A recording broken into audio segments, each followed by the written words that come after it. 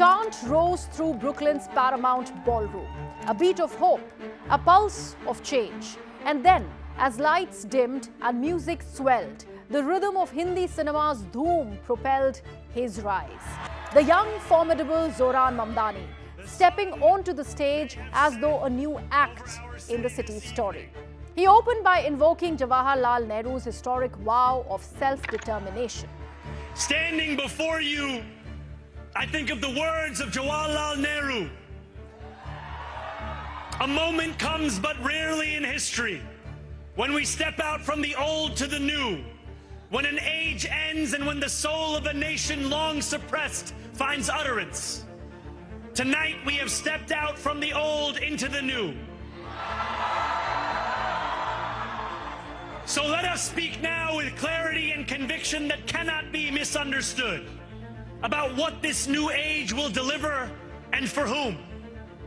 This will be an age where New Yorkers expect from their leaders a bold vision of what we will achieve, rather than a list of excuses for what we are too timid to attempt. And then directly addressed how the axis of power is shifting. And for one electrifying moment, he dared his chief antagonist.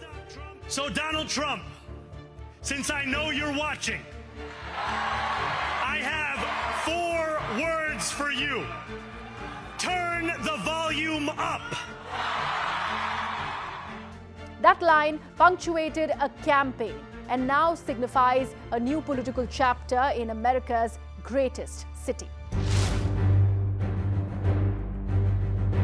Mamdani entered the field as a relative long shot, but in June's Democratic primary for New York City mayor, he stunned the political world by defeating former 3-term governor Andrew Cuomo, an upset that analysts called a political earthquake. His surge was built on a coalition of immigrants, young volunteers, door knockers, culture-minded canvassers, and city workers fed up with cost spikes and stagnation. When he then went on to win the November general election, becoming New York's first Muslim and South Asian mayor, and did so with strong turnout and a clear mandate, the story was complete. His campaign crystallized around one central pitch: we cannot afford the city we have been living in anymore. From the start, the race carried national stakes. President Donald Trump repeatedly labeled Mamdani a 100% communist lunatic, mocked his youth and background, and warned that a victory would invite federal consequences for New York. In the early hours of his victory night, Mamdani deliberately drew the connection. 4 words for you: turn the volume up. Then Trump responded on his own platform. And so it begins, he said. Later the same day, Trump posted on Truth Social, and I'm quoting, "Trump wasn't on the ballot and shutdown were the 2 reasons that Republicans lost elections tonight," unquote. The message was implicit. New York may have just voted, but the reverberations transcend the city, and he intends to watch closely. Supporters celebrated not merely a candidate's victory, but a symbolic one. For many, Mamdani is a milestone, an immigrant minority mayor in a city built by immigrants, a young voice that said loudly the cost of living crisis cannot wait. Former President Barack Obama even phoned him before the election, offering to serve as a sounding board if victorious, a nod to the national significance of his ascent. Business leaders, real estate interests, and moderates worried that tax hikes, expansive spending promises, rent freezes, free buses, universal childcare could strain the city's economy. Some major donors and centrist democratic strategists fretted over whether this would narrow a coalition in 2026 to 28. Some Jewish and Hindu community groups voiced concerns about Mamdani's earlier statements and activism around Israel-Palestine, wondering how he will govern a city of myriad faiths and identities.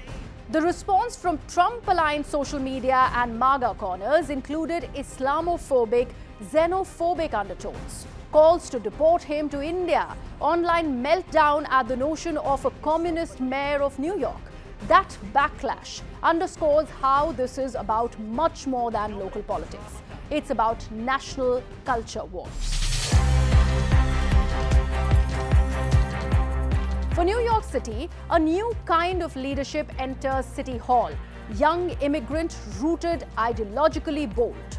The challenge ahead is enormous, delivering on affordability, housing, transit, while managing a multi-billion-dollar budget and dealing with the state legislature in Albany. His win gives him political capital, but the institutional resistance is real. For the Democratic Party, this is a clarion moment for progressives. The victory speaks to generational change, to dissatisfaction with traditional machines, to the potency of grassroots organizing. It also raises questions. Can this brand of politics scale? Will it appeal beyond the coastal cities? How will moderate Democrats adapt? For the broader US political ecosystem, here is New York achieving something that once seemed improbable. A viable, progressive mayoral victory in the nation's largest city, at a time when Republicans are rallying hard. The Trump-era tension remains alive. The contrast of cosmopolitan global city governance versus national populist insurgency. Victory speeches that reference Nehru, chants of Zohran, and Bollywood beats all signal a younger, more diverse America stepping forward. As the final chords faded and the celebration spilled onto Brooklyn streets, one thing became clear. This was more than a campaign win. It was a city telling itself and the country that it was ready to turn a page.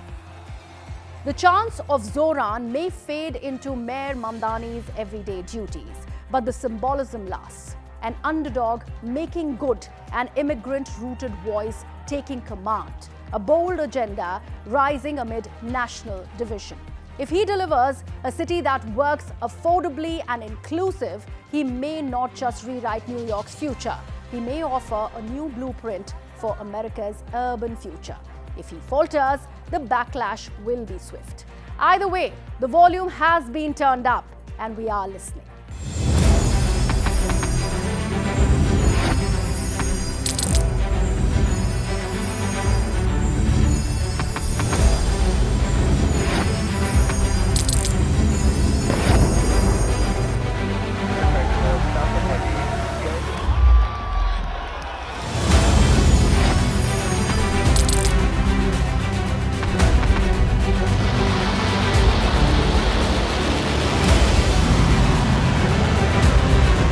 Been fighting so long and so hard that they don't know what the they're doing.